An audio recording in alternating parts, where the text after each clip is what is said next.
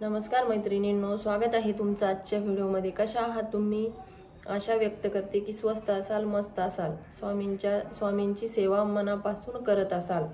आता स्वामींची सेवेचे मी वेगवेगळे व्हिडिओ बनत असते, तर काही तुम्हाला उपायही मी सांगत असते। आता नित्यसेवा गुरुपौर्णिमा येणार आहे, तर सर्वांनी आपण ज्यांनी गुरुपद घेतलं नसेल त्यांनी केंद्रामध्ये जाऊन तो विधी पूर्ण करून गुरुपद घ्यायचा आहे। आणि गुरुपद घेतल्यानंतर 3 स्वामी चरित्र सारामृताचे 3 अध्याय आणि 11 माळी जप आपल्याला करायचा आहे। अशी ही सेवा आपल्याला गुरुपौर्णिमेपासून आपल्या गुरूंच्या चरणी रुजू करायची आहे। त्याचप्रमाणे माझ्या ज्या मैत्रिणी आहेत त्यांनी मंगळवार शुक्रवार दुर्गा सप्तशतीचे पारायण करायचे आहे।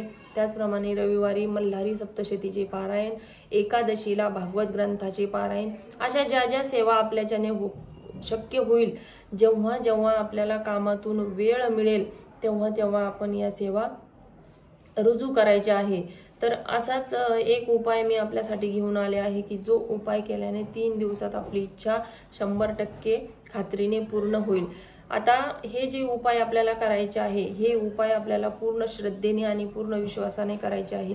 कोणताही उपाय करण्यापूर्वी आपण जी मनातली इच्छा बोलत असतो, आता समजा माझी एखादी इच्छा आहे की समजा मला नोकरी लागली पाहिजे, उदाहरण देते मी की मला नोकरी लागली पाहिजे, ही इच्छा जर मी बोलली तर ती इच्छा बोलताना आपण असं फील करायचं की मला नोकरी लागलेली आहे, इतक्या इतक्या पगाराची, म्हणजे माझ्या मनाप्रमाणे मला नोकरी लागलेली आहे, असं आपण फील करायचं आहे आणि मगच तो उपाय करायचा आहे। याने काय होतं की हे जे ब्रह्मांड आहे ते ब्रह्मांड आपली पॉझिटिव्हिटी कॅच करत असतं आणि त्याप्रमाणे ते आपल्या आयुष्यामध्ये बदल घडवत असतं। म्हणून आपण कोणतीही इच्छा बोलताना असं फील करायचं की ती इच्छा आपली पूर्ण झालेली आहे। तर असाच आजचा उपाय आहे की एक पांढरा रुमाल आपल्याला घ्यायचा आहे। आता या उपायाबरोबर आपल्याला विश्वास, मेहनत, कष्ट आणि प्रयत्न हे तर आवश्यकच आहे, हे मी प्रत्येक व्हिडिओमध्ये सांगत असते। पांढरा रुमाल आपल्याला घ्यायचा आहे आणि त्याचप्रमाणे एक पांढरा पेपरही आपल्याला घ्यायचा आहे। त्यावर कुठल्याही प्रकारच्या रेषा नसाव्यात, प्लेन ड्रॉइंगचा जो पेपर असतो तो घेतला तरी चालेल।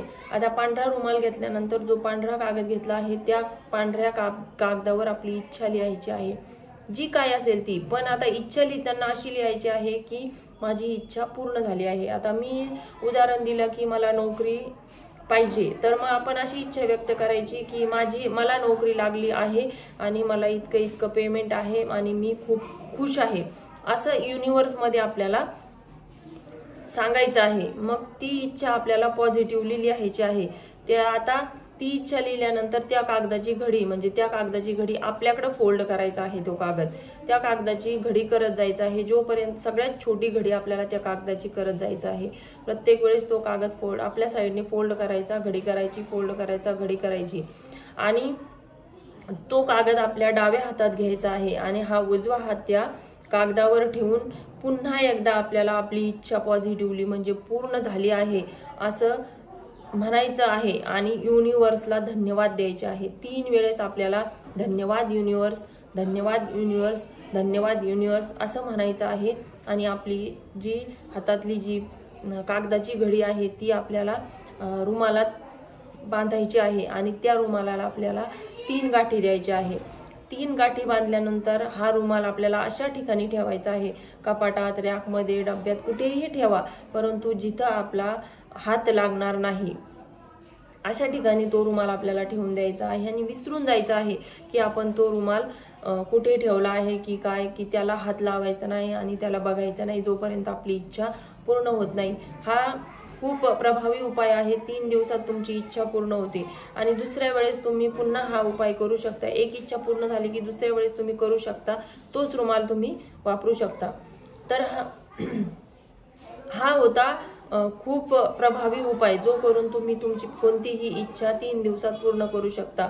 त्याचप्रमाणे दुसरा एक उपाय आहे, दुसरा उपाय म्हणण्यापेक्षा आपल्या किचन टिप्स आहे की आपल्या घरामध्ये काही आपण जे किचनचे नियम जर पाळले तर आपल्या घरामध्ये धन हे चुंबकासारखे येईल।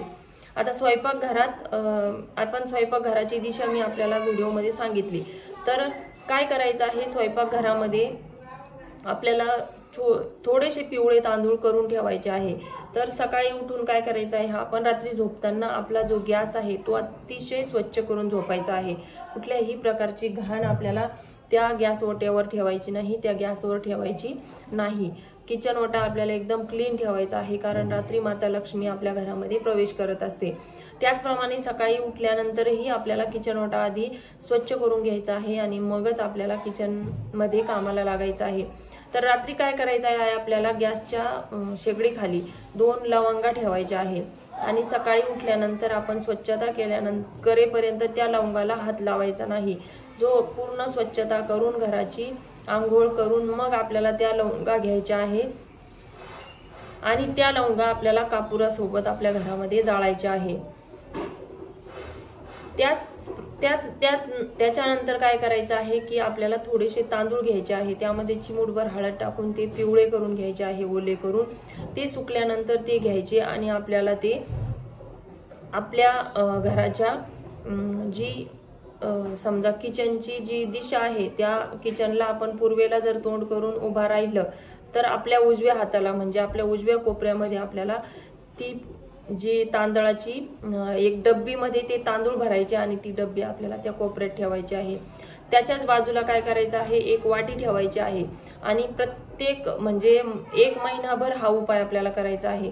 तर दररोज आपल्याला त्यामध्ये 1 रुपया 5 रुपये जे शक्य होईल ते नाणं आपल्याला त्यामध्ये टाकायचं आहे आणि असं करत करत 1 महिना 30 नाणे त्यामध्ये जमा होतील। त्यानंतर जे पिवळे तांदूळ आहेत ते आपल्याला पिंपळाच्या झाडाखाली किंवा कुठेतरी आपल्याला मुंग्यांना म्हणा पक्ष्यांना टाकून द्यायचे आहे। शक्यतो पिंपळाच्या झाडाखालीच ठेवून या आणि जे पैसे जमले आहेत त्याने काय करायचं आहे की त्याचे काहीतरी धान्य विकत आणून आपल्याला ते कबुतराला खाऊ घालायचं आहे। तर हा अत्यंत प्रभावी उपाय आहे। याने काय होईल, तुमच्या घरामध्ये धन हे चुंबकासारखं आकर्षित केलं जाईल आणि लक्ष्मी प्राप्ती ही तुमच्या आयुष्यामध्ये निश्चित होईल। हे सर्व उपाय आहेत, हे सर्व सटीक उपाय आहेत, हे पुस्तकाच्या म्हणजे ग्रंथाच्या आधारे मी आपणास सांगते। त्यामुळे पूर्ण श्रद्धेने आणि पूर्ण भावनेने हे उपाय करा आणि तुम्हाला आलेले अनुभव मला नक्की शेअर करत चला। तुम्हाला अडचणी आल्या तरीही शेअर करा, परंतु तुम्हाला अनुभव आले तेही मला शेअर करा। तर आजचा व्हिडिओ आपण इथंच थांबूया। सर्वांना श्री स्वामी समर्थ।